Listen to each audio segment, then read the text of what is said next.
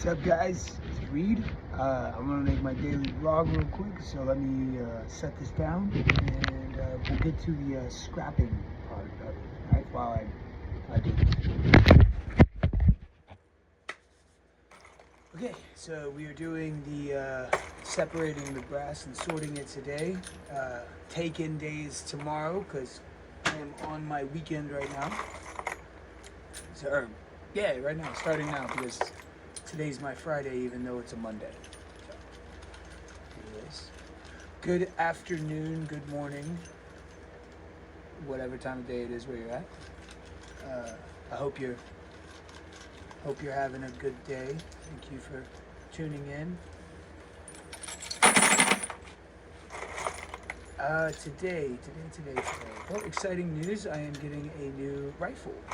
No, it's not a rifle. We're gonna nix that. It is a pistol with a wrist brace. In case any ATF agents are watching. My coworker has a AR pistol with a 10.5 barrel that he wants to get rid of because he just got married and bought a house and he needs extra funds for his new lifestyle he's got going. And I would be more than excited to help him in that endeavor because he's a really good guy. But anyways, yeah, I'm really excited. All of my rifles I have are back home in Texas, so it'd be nice to have one to put in my new safe. Small, SMOL, small, and it's kind of something I've been looking for. I think it would be a great training aid for the videos I'm currently working on.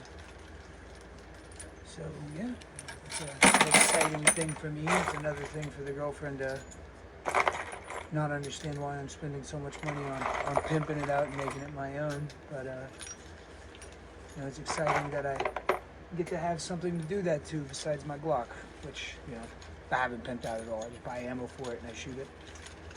But yeah, anyways, I would like to buy a wish list, right? Like wish list thing for me is when I was in the Army, I was a saw gunner, right? So I had the M249, and because Uncle Sam is lame, they didn't let me take it home with me when I got out. But I don't know who I'm kidding. I wouldn't be able to afford to shoot that now anyways. But the rifle I had when I got to my unit, before I was gifted with the Great Value Pig, is I had a Colt M4 with a either 3.5 or 4 zoom. I don't remember what it was. It's been so long. But I had an ACOG on it with a 3-point sling, a variety of Magpul magazines that I shelled out for, and then I had the improved metal mags that they issued us, and I had a angled foregrip from Magpul. And dream gun right there. I would like to clone it and rebuild it so that I could have my gun that I carried around with me. What I really want is I want a Mark 46. That's what I had in Afghanistan. I was the saw gunner over there. And then I had a 240 Bravo on the camp that I was also in charge of, which, you know, Ohio Ordnance sells a semi-auto version of, but I cannot afford 10 grand. So I can barely afford $500 for a gun. So that's why all of my guns that I've gotten so far are budget guns, because I am unbelievably weird with money and I hate to spend big amounts of it. So until I work up the courage or I get a job that pays me much better, that's completely entirely out of the option. Yeah, anyways, this whole straight up, sorry for the abrupt cut off on that video yesterday. I realized I went on an entire tirade that I had no business being on YouTube about current events going on right now, so I cut it short.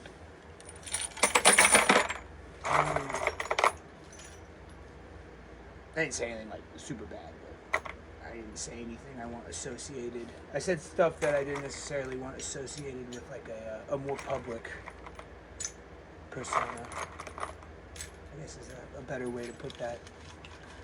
But yeah, so I guess a little bit about today that happened at work. I had a relatively good group, and then I had the first group I had was a woman and a man, and the woman came in. She was talking about the Tavor, which is an Israeli weapon. It's a bullpup rifle that we have at the line, and she wanted to shoot that because I guess when she was in Israel, because she was in the Israeli army, which I pieced together from the fact that she said that was what she had when she was overseas. So she was an Israeli soldier from, 10 years ago. So that was fun. So her and her significant other shot that. She shot the RPK because she wanted to shoot the same thing that she was trained on in Israel. So she shot that. She shot the RPK, and then her husband shot the what's it called? The 1919 A4 that we have, which is a pretty pimpin' 308 machine gun. But yeah, anyways, so that was cool. They were really cool. And then the second group, which was, I only had 2 groups today because we were unbelievably dead for how nice it was outside. 76 degrees, which is a great change up. I'm starting to get sunburned actually, which, counterintuitively is kind of a good feeling. But anyways, they second group I had was a group of Puerto Rican individuals, one of which didn't speak English, which is fine, because the other guy did, and he was actually a really good translator. But yeah, it's a little, I don't know, it got dicey there. So guy wanted to shoot the 50 cal was the first thing he shot. And then his son or daughter or whatever the hell they were, wanted to shoot the Scar. And then after that, he wanted to shoot the Scar 17, the guy. Which, again, they were fine. And then we get over to the women. And then it's now the women's turn to shoot. So they want to shoot handguns, which is, I don't know. Couldn't dissuade them because grandma was in her 70s and the girl didn't speak English, and it's hard for me to teach somebody who doesn't speak English the correct way to hold and safely fire a firearm. Right? Absolutely insane that I have to say that because I don't speak Spanish very well. Mi español es no bueno. So, anyways, we got on the gun, and grandma can't fucking grasp the concept. Well, also, you shouldn't be shooting guns if you have 6-inch nails, right? Crazy thought. I don't know who looks at their hands and goes, yes, I'm going to stab myself in the hand while I'm trying to shoot a gun that I know nothing about. And I'm 70 and frail. All right. Anyways, so she wants to shoot a gun, so we go over there. They immediately walk over to the higher caliber crap, and she's like, I want to shoot the Glock 40. And I was like, no. Like, we're not even gonna entertain that. I was like, no. I was like, I think the only thing I'm comfortable putting you on over here is the 9mm, which I was like, we got the Canik SFXS rival. I was like, it's a full metal frame, full size gun. I was like, in the grand scheme of things, really doesn't kick that hard. So I was like, if I'm gonna be comfortable putting you on any of this crap, I was like, it's gonna be that. And so put her on it, and she can't get the hand down. The hands can't get them down. I can't get her hands to stay in place. And anyways, we go from there, and you know, she decides, I was like, okay, well, your hands are as good as I can get them, so we're gonna take a shot and see what happens. And she takes a shot, right? It's on the paper at least, right? It's really low, which leads me to believe that she didn't see La Punta Rojo, which means the small red, so little red dot, right? And after she takes that first shot, she immediately dives her hands down, and then she shoots the ground in the bay, like 5 feet in front of us, which scared the shit out of me because I didn't know she was going to shoot again. And so I took the gun from her and was like, well, we're done shooting pistols now, because you didn't even look down the sights. You dropped the gun, and then you shot the floor in front of us, which scared the shit out of me. Anyways, so did that, and then I was very tactful about it though. I didn't scream at her. Some of the instructors, you know, some people would 100% scream at her because it was inherently unsafe, right? But she's a little old lady, and all benefit of the doubt, right? It's gonna get me killed one day. But benefit of the doubt, she didn't know what she was doing, and yeah, anyway, so she, you know, didn't scream at her, didn't make a big deal out of it, and was just like, okay, we're going to be done with that now. Took the gun from her.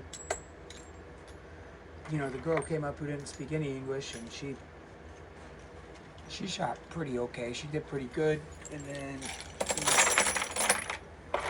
the son comes up to me, and he felt a little bit bad, I think, about this is also, mind you, this is like a huge, you know, appearances are deceiving. Huge thugged out guy, all tatted the fuck up and just being crazy with it, you know, with the looks. But super cool, chill dude. Like, he felt kind of bad about it, so he was like, hey, is there, you know, anything, you know, that's much smaller that we could put her on? And I was like, yeah. I was like, that was my initial recommendation, the 22. I was like, but now she can't shoot pistols. I was like, so she can shoot 22 rifles, and I'm like, buddy, that's it. You know, like that's all I'm gonna put her on at this point. And so get over there, and you know, Grandma gets on it, and it's a 22, right? So it's a glorified BB gun. She does really good. So, anyways, that was the end of that. Son gave me a crisp 20, and then I had to go fix the bay afterwards. You know, after we pretty much closed, I had to go out there and fix the bay. But besides that, you know, like it really wasn't that bad today. And when it comes in the grand scheme of things, like she didn't flag me or do anything super bad or wild, so like it wasn't too horrible. It wasn't the most dangerous situation I've been in the job. The most dangerous situation I've had by far was I had a customer who got the Desert Eagle, and we don't have the 50 AE on the line. That's only in VIP. So we have 2 different groups. We have 3 different groups actually. We have regular rental gallery, we have the VIP area, which is its own separate set of guns, and then we have the rental gallery. And you know, the what's it called? VIP's got some, you know, more high-powered stuff, right? Like they got some nicer 308s. They got like the CZ Shadow 2, which is ridiculously nice pistol if you know anything about guns. And anyway, so that dude on the Desert Eagle that we have is a 44. We used to have the 257s, but got rid of them for some reason. But anyways, so I dude on the Desert Eagle, and he'd never shot one before. Never shot a handgun that big before, because I don't care what anybody says, 44 Magnum kicks hard. Not like crazy hard if you know what to do, but it does kick hard. So the dude has it, right, and he has it out in front of him. He gets on target, he's just like, you know, gets ready with that trigger, and he's bang, right? And the gun comes straight up because he wasn't bracing for it. And then he gets the gun right here, and then he goes, anyways, he gets the gun right here, and he turns to me with it, right? And then kind of lowers the gun a little bit in my face, and I was like, holy shit. And I looked down the barrel, and I looked down the barrel of the Desert Eagle that day with a very unintelligent person's fingers still on the trigger, and I was like, holy shit. So I snatched the gun out of their hand, and I kind of freaked out. And needless to say, they were done shooting pistols after that. But anyways, yeah, that one scared the hell out of me. I was like, oh my god, my head almost was painted the wall here.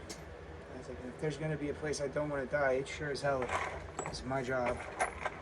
But anyways, I gotta give the range master for that time some credit, because he dealt with this situation very well. Just like over a year ago almost at this point. So, anyways, nuggets of wisdom. Nuggets of wisdom.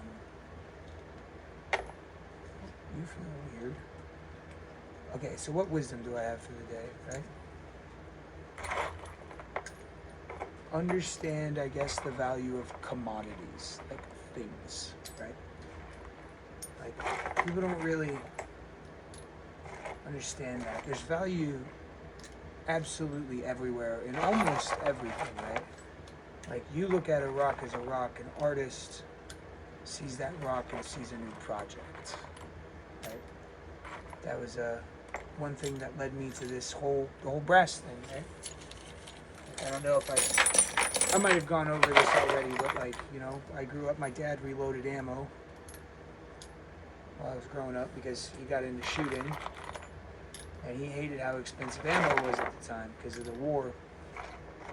So he found a way to shoot guns for cheaper, right? And then it led to his whole, passion and hobby for reloading. Hell, my dad likes making bullets more than he likes shooting guns, which, respect, because that's cool, actually. Not many people can say that they build their own ammunition for their long distance shooting guns, right? That's pretty sick, right? And then I got to grow up doing that with him, right? So, while other kids were playing video games, I mean, I did too. Let's not pretend I wasn't. But like, while other kids were playing video games, my dad was teaching me that, how to basically build the bullets that my guy was shooting in the game. So that's pretty sweet. But yeah, so like seeing and knowing that, having that background knowledge in my life made me understand that, hey, this brass, like these already spent shell casings, actually have value, because my dad would buy them from his coworkers. And anyway, so I thought that was just like pretty neat, right? Like, oh, these are worth something. And so I knew that I'd done some scrapping before, but nothing at scale or anything. Just, like I have some extra metal crap laying around and I need to get rid of it. So anyways, I got the permission from my management to, basically get rid of this old crap where you can't tell what it is anymore, and I have to dig it up out of the ground, and it's a whole process. But got the A-OK from the boss man to do that. As long as I'm not taking the crap off the line, which I'm not, so everybody knows I don't steal this shit. I got permission to take it. Take it, I magnet check it, and then I can take it and get rid of it and scrap it, right? Like, it's helped the family out quite a bit. It's helped me out through some tight spots. But yeah, there's value in everything you see, right? Like, let's say you have an old torched, broken microwave and you're just gonna throw it away, man. You can bust that hole open and get the copper out of it and the magnets, right? Like, yeah, it's not worth much at that scale, but like you do that and you have your little ball of copper and you save it up over time, bro. Like, that ball of copper starts to become worth a lot after a while, right? That's what plumbers do. That's what plumbers do with the extra copper they have from their job sites. They save it up, and then a lot of the ones I know, they'll save up the extra cuts from the job sites, and then at the end of the year, they'll take it and they'll have one big bonus for themselves. Pay for all the Christmas presents and the family trip and stuff like that. Right? I guess, it doesn't even have to be just things, right? Like, I mean, just skills in general. I guess you gotta find ways to sell yourself, Like, my buddy was real good resume writer. That's what he did. He wrote amazing resumes, and he went online, and now he sells his resumes as a side hustle. Gets all the information from people. He charges $100, and he's good to go. One of my other guys his name's Kyle. He's a musician, and he would go and write songs, and then he would put the songs on the website, and then certain artists would buy, like, not the whole song, but they would buy like a lyric from the song. Right? So like, he would sell lyrics to famous musicians, and it was always funny because we'd be in the car And he, a song would come, like a pop song would come on or some shit, and he would just be like, "Oh, that's my lyric," and then he would go on the website and he'd pull it up, and then he would show me where I sold, and I was like, "Oh my god,